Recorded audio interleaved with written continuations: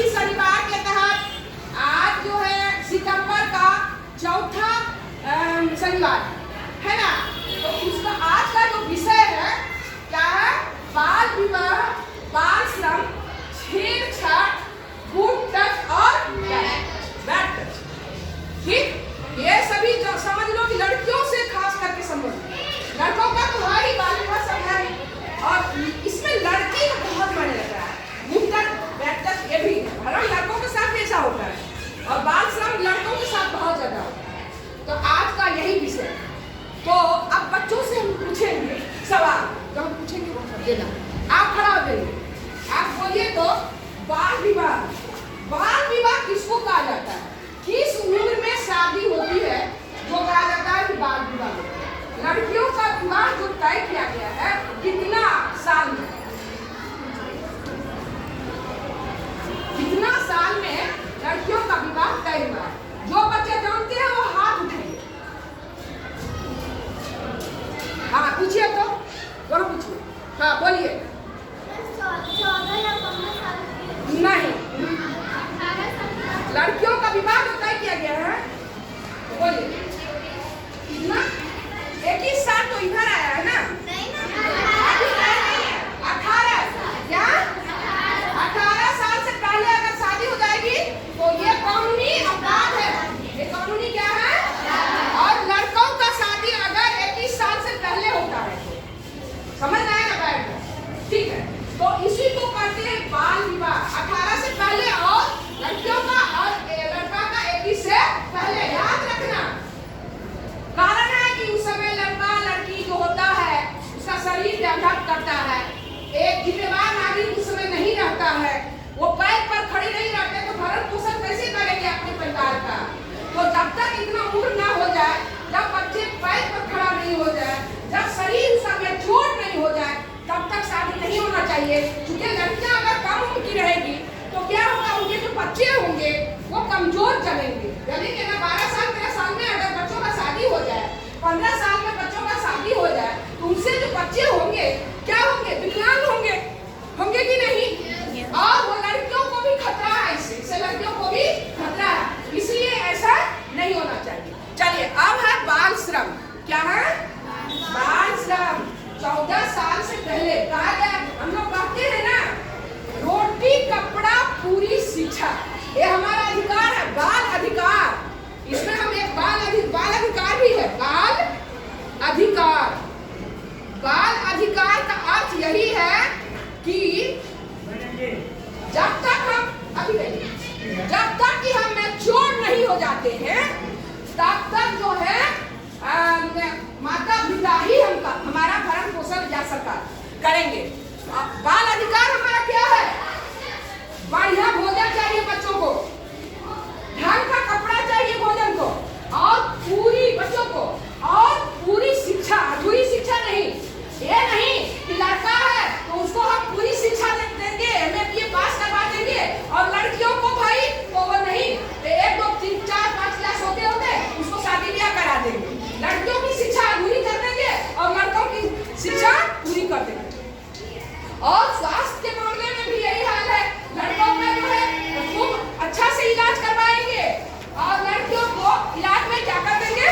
आनाकानी कर देंगे। भोजन में भी वही हाल है, लड़कों का थाली ढंग से परोस के देंगे, और लड़कियों का क्या भाई तो कुछ हम खा लो बस हो गया। लड़की के भी मन में है कि भाई हमारा भाई है उसी को खिला दो, ये भी मन में लड़कियां रहती है। मेरा क्या मैंने बना हुआ हमारा समाज का ये पूरी चीज कि लड़कियां भी यही करती है। ऐसा मैंने तना बना है हमारा समाज में कि भाई है मेरा भाई है, चलो भाई खा लो। इससे क्या होगा? हमारी बच्चियां कमजोर हो जाती है। क्या हो जाती है? कमजोर। इसीलिए उनको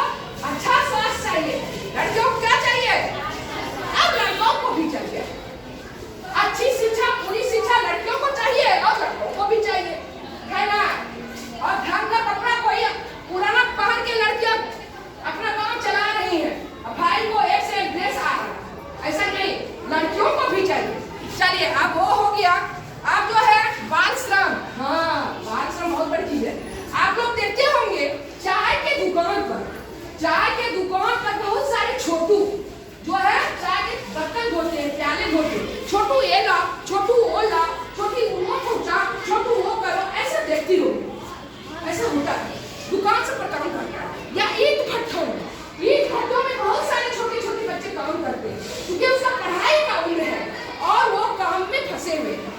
अगर ऐसा देखो, उसको स्कूल से जोड़ना है, उसे क्या करना है, स्कूल से जोड़ना है। और हमारी बहन लड़कियां भी हैं, अपनी माँ के साथ काम करने चली जाती हैं, क्या भाई, पोछा बर्तन। आज माँ एब्सेंट है तो बच्चों ने स्कूल एब्सेंट कर दिया, क्योंकि आज मालिक के यहाँ पोछा बर्तन करने के लिए जाना है।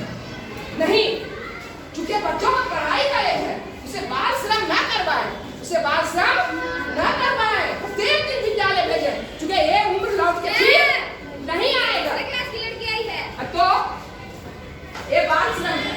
आप लोगों ने खेमा कहानी पढ़ा होगा, नहीं पढ़ा होगा तो पढ़ लीजिएगा। एक क्लास में है खेमा, क्या है खेमा, उसमें एकदम बाल श्रम के बारे में है, उसको जरूर पढ़ना है, ठीक ना, खेमा में।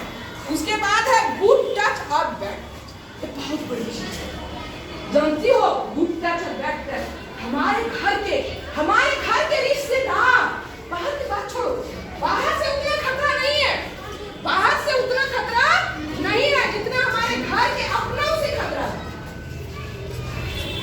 समझ रहे ना, क्या भाई, भैया का साला, दीदी का देवर, जीजा जी, यहाँ तक कि मामा मौसा, तुम्हारा चचेरा भाई भी क्या करेंगे, ऐसा काम करेंगे जो तुम दूसरों को नहीं बता सको, दूसरों को नहीं बता सको, तुम्हारे साथ ऐसा काम करते हैं कि तुम वो मुंह खोल ही नहीं सकते।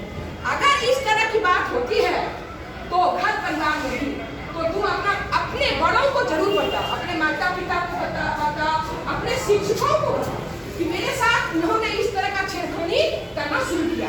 छोटे छोटे बच्चे जब बस पर चढ़ने जाते हैं या रिक्शा पर चढ़ करके स्कूल जाते हैं, तो उसके साथ बस के कंडक्टर और खलासी उसके उस जगह को छूते हैं जो उसका प्राइवेट पार्ट होता है, ठीक ना।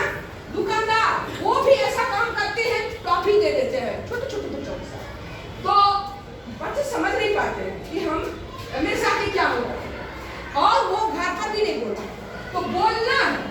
और ये बात क्योंकि आप लोग 8th क्लास में चले गए और आप लोग माता अब बनने जा रही हैं, तो ये भी जानकारी देना जरूरी है कि आपने बड़े हो जाएगा तो शादी होगी तो माता बनिएगा, ठीक है। जननी हम लोग क्या है, जननी है, हम लोग बच्चों को जन्म देंगे, तो फिर मेरे बच्चों के साथ क्या होगा, हम पहले से ही इस भान को जाने कि कहाँ पर क्या खतरा है। वो दुकानदार के साथ खतरा है जहाँ बच्चे हमारे कुछ टॉफी लाने जा रहे हैं, वो रिक्शा वाला के साथ खतरा है, वो कंडक्टर के साथ खतरा है, समझ रहे हैं, वो अपनों के साथ भी खतरा है। खतरा है, एक हकीकत, जीवन का हकीकत है जो कि हम हकीकत बता रहे हैं। तो वही हुआ बैड टच। गुड टच जैसे कि हम बच्चों को शाबाशी देते,